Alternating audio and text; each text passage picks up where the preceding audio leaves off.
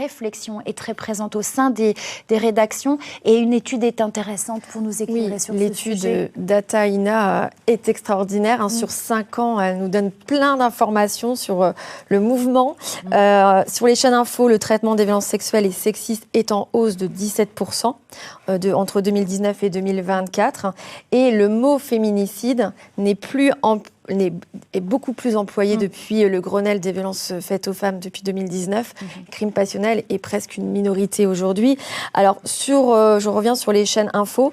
BFM et France Info en parlent beaucoup plus. On voit vraiment sur le graphisme que ça augmente. Selon le directeur de BFM, chez eux, ça serait lié à une journaliste, donc des fois ça joue à pas grand-chose. Une personne qui est passionnée, qui est motivée, c'était Cécile Olivier quand elle était à BFM. CNews en 3e position et LCI en 4e position.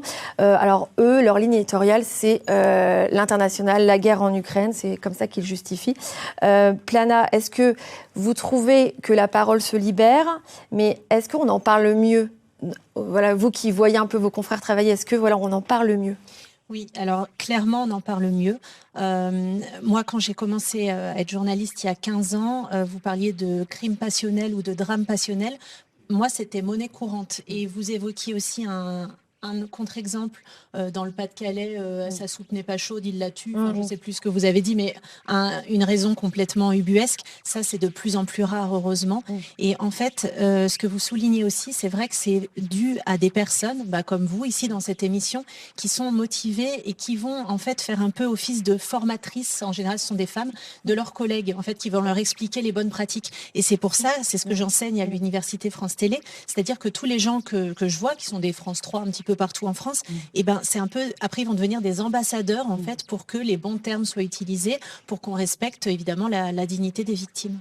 On parlait du choix des mots, puisqu'on parle des solutions, le choix du mot féminicide est important, on l'a dit, il faut l'employer à bon escient. Est-ce que la définition juridique et journalistique est la même finalement ? Non, pas du tout, mais alors nous, notre travail, moi je le conçois comme ça, c'est un peu d'aiguillonner la justice pour dire, moi je voudrais que le terme féminicide soit dans le code pénal, parce que en effet, féminicide, oui, c'est un homicide par conjoint, en fait, la définition juridique, mais c'est le fait de tuer une femme parce qu'elle est une femme. Et on peut pas dire que c'est pas vrai. Enfin, tous les ans, on a des statistiques, on en a plus de 100 tous les ans qui meurent sous les coups de leur conjoint, et ce sont des femmes. Et c'est dans ce sens-là. Certes, il y a des hommes qui sont victimes, mais c'est une minorité, donc c'est vraiment un vrai phénomène. Et je trouve que ça devrait entrer dans le code pénal, comme l'emprise est entrée dans le code pénal il n'y a pas très longtemps. Christelle, les journalistes en Espagne ont pris des positions fortes sur ces sujets il y a déjà longtemps, et c'est un exemple aussi sur lequel on s'appuie. Oui, l'Espagne est très en avance par rapport à nous. Je m'appuie sur les travaux de Margot Collet, qui est consultante spécialiste des questions de genre. Dès 1997, la réflexion s'organise suite à l'assassinat de Ana Orantes par son ex-mari. C'est la première fois qu'un cas de crime de genre fait la une des journaux télévisés des grands quotidiens. En 2001, plusieurs médias espagnols s'engagent, comme le groupe Radio-Télévision Publique et 2 chaînes privées, pour appliquer une charte avec 10 commandements. Alors je cite un des commandements. La violence de genre n'est pas un fait divers, mais un problème social. Pour cette raison, nous lui appliquerons un traitement médiatique adéquat. Nous ne publierons pas de photos ni de détails morbides. Et puis ce n'est pas tout. L'Espagne adopte une loi en 2004 contre les violences de genre, avec notamment la création de tribunaux spécialisés. Les médias espagnols relaient activement les initiatives du gouvernement.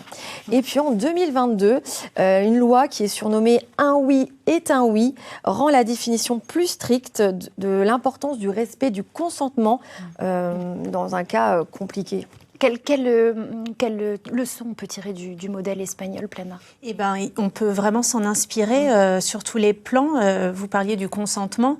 Là, le procès Pellico, le procès des viols de Mazan, va peut-être faire que le consentement va enfin être inscrit dans la loi. Le président Macron l'a évoqué. Voilà, c'est en débat, en tout cas actuellement.